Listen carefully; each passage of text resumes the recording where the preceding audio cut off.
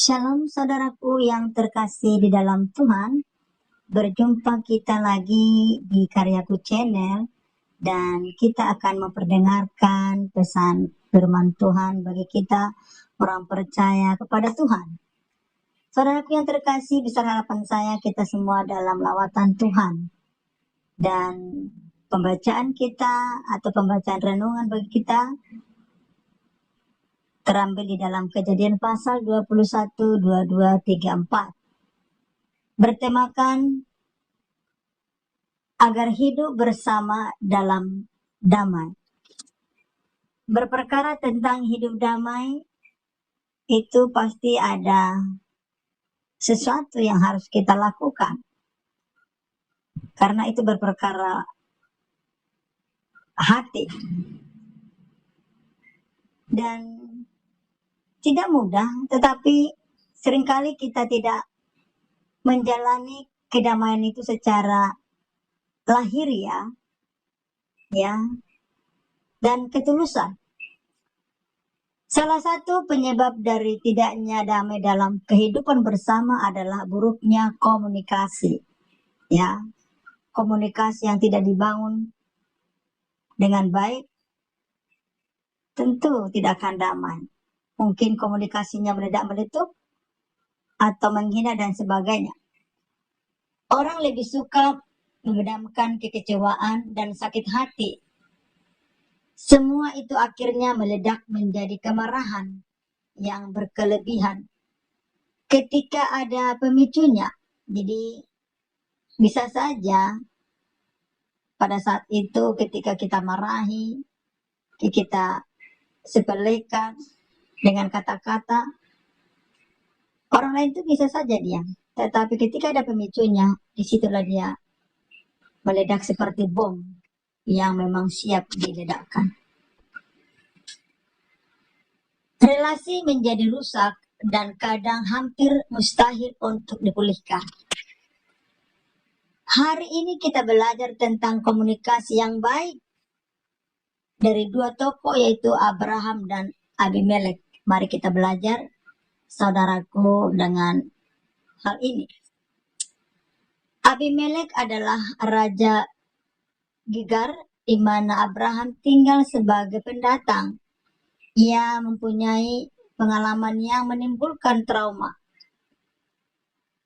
Hal itu terjadi ketika Abraham sampai di Gerar dan mengatakan bahwa Sarah adalah adiknya. Abimelek ingin memperistri Sarah, tetapi Allah memperingatkan bahwa apa yang ia lakukan itu salah. Akhirnya Abimelek dengan marah setelah mengetahui tentunya menjumpai Abraham untuk mengembalikan Sarah. Dari pengalaman tersebut, ia menemui Abraham untuk mengingatkan perjanjian bahwa Abraham tidak akan berlaku curang lagi kepadanya dan keturunannya. Ia dengan sadar mengakui trauma yang pernah ia alami karena Abraham. Oleh karenanya, ia mau agar apa yang ia alami tidak dialami kembali olehnya dan keturunannya. Abimelek telah jujur terhadap perasaannya dan mampu menyampaikan itu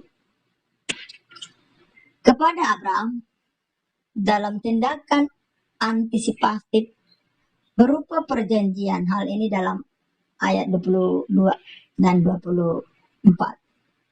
Percakapan keduanya kemudian meluas dan sampai pada pengalaman buruk yang Abraham alami terkait dengan sumur milik Abraham yang dirampas oleh hamba-hamba Abimelek. Masalah itu pun kemudian bisa terselesaikan dengan baik. Mereka berdua mengikat perjanjian agar keduanya dapat hidup bersama dalam damai.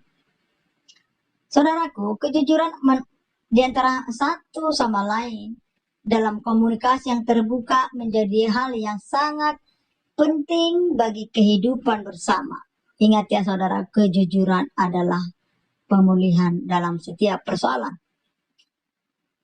Semua itu butuh kerendahan hati. Maka saya katakan tadi, ini perkara hati. Agar kita bisa menerima dan mau mendengarkan protes orang lain dengan bijaksana, semua itu tentu akan mendatangkan kelegaan dan kedamaian bagi kedua belah pihak. Mari kita membangun komunikasi yang jujur, tulus, terbuka terhadap saling menghargai dan menerima. Jadi mari kita, saudaraku, belajar dari firman ini, karena kita orang-orang percaya yang terus-menerus dipulihkan supaya kehidupan kita berpadanan seperti apa yang kita perdengarkan melalui firman ini, karena kita orang beriman. Jadi jelas sekali di sini, agar hidup bersama dalam damai perlu ada kejujuran, dan itu memang diawali dari hati. Semua berpusat kepada hati, ya. Sehebat apapun kita, sekaya apapun kita, pendidikan apapun, setinggi apapun itu, kalau kita tidak memiliki kerendahan hati yang mau menerima dan jujur, maka tidak bisa hidup berdamai. Oleh sebab itu, mari kita mengkontrol diri kita masing-masing. Hati itu akan bermula dari, damai itu akan bermula dari hati, ya, dan kerendahan hati.